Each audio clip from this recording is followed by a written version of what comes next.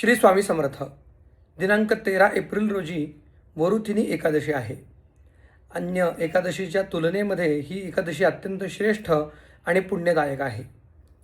कारण असं शास्त्राप्रमाणे म्हटलं जातं, वरुथिनी एकादशीचं जर आपण भक्तीने व्रत केलं, भगवान विष्णूंचं नामस्मरण केलं किंवा आपण भगवत चिंतन त्या दिवशी केले, तर नक्कीच आपल्याकडून नकळत झालेल्या पापांचा क्षय होतो, पापांचे नाश होतात.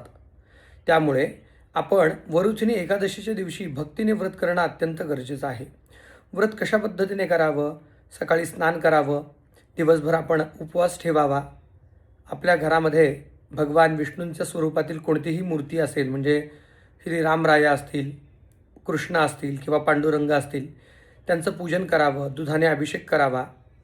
तसेच त्यांना तुळशीपत्र अर्पण करावे. तुळशीपत्र त्या दिवशी तोडू नये, आदल्या दिवशीच तोडावं आणि त्या दिवशी श्रीकृष्णांना किंवा विष्णूंना तुळशीपत्र अर्पण करावं. दही साखरेचा नैवेद्य दाखवावा. तसेच दिवसभर भगवत चिंतन करावं, दिवसभर उपवास ठेवावा आणि 14 तारखेला आपण त्याचे पारणे म्हणजे उपवास सोडू शकता.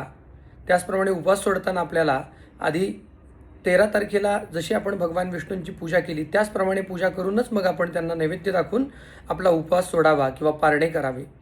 एकादशीचे हे व्रत अत्यंत आपल्याला पुण्यदायक ठरेल. आपले सर्व पाप निवारण होतील, आर्थिक समस्या दूर होतील. कारण विष्णूंची पूजा केल्याने महालक्ष्मी माता आपल्यावर अतिप्रसन्न होते. त्यामुळे घरातील सर्व चिंता पीडा दूर होतील. भगवान विष्णूंच्या कृपा आशीर्वादाने आपल्या घरामध्ये सौख्य नांदेल. त्यामुळे नक्की एकादशीचे व्रत आपण अवश्य करा. श्री स्वामी समर्थ.